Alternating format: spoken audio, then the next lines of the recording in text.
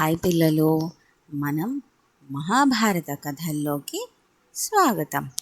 మొదటి ఎపిసోడ్లో మనం మహాభారతం అంటే ఏమిటి, అది రచించింది ఎవరో తెలుసుకుందాం. అది రచించిన వేదవ్యాసుడి యొక్క కథను ఇవాళ ఈ ఎపిసోడ్లో మాట్లాడుకుందాం.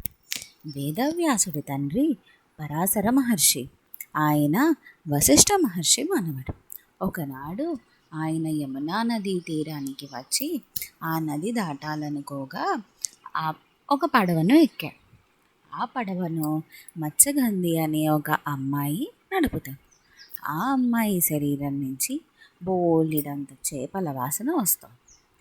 ఈ నదిని దాటిన తర్వాత ఆ అమ్మాయిని పిలిచి, నేను నీకు ఒక వరం ఇస్తానని చెప్పి ఆయన కమండలంలోని నీళ్లు తీసుకొని మంత్రం చదివి ఆ అమ్మాయి మీద జల్లాడు.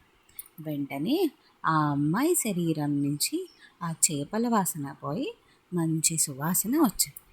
దాని తర్వాత నువ్వు చేసిన ఈ సహాయానికి నేను నీకు ఒక మంచి పుత్రుణ్ణి ప్రసాదిస్తానని చెప్పి పరాశర మహర్షి చెప్పారు. అలా పుట్టినవాడే వేదవ్యాసుడు. ఆయనకి వాళ్ళ నాన్నగారైన పరాశర మహర్షి పెట్టిన పేరు కృష్ణద్వైపాయన.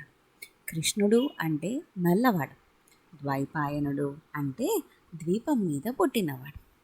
ఆయన వేదాలను విభజించాడు కాబట్టి ఆయనకి వేదవ్యాసుడు అని పేరు పెట్టాడు.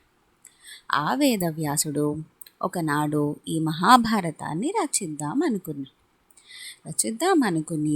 బ్రహ్మ దగ్గరకు వెళ్ళి, నేను ఇలా రచన చేద్దాం అనుకుంటున్నాను, ఇది రాయడానికి ఒక ఉత్తముడు కావాలని అడిగాడు. అప్పుడు బ్రహ్మ ఆ మహాగణపతినే ప్రార్థించు అని చెప్పాడు. గణపతి వేదవ్యాసుడి ప్రార్థనకి ప్రత్యక్షమై ఏమి కావాలో కోరుకోమని. అప్పుడు వేదవ్యాసుడు, నేను మహాభారత కథను చెప్తూ ఉంటాను, నువ్వు అది అర్థం చేసుకొని శ్లోకాలలో రాస్తూ ఉండు అని అడిగాడు. అప్పుడు గణపతి, నువ్వు ఆపనంత వరకు నేను రాయడం ఆపను. నువ్వు ఎప్పుడైతే కథ ఆపేస్తావో అప్పుడు నేను శ్లోకాలను రాయడం ఆపేస్తానని చెప్పాడు. దాని తర్వాత ఇద్దరు కూర్చుని ఈ మహాభారతం అనే కథను రాశారు.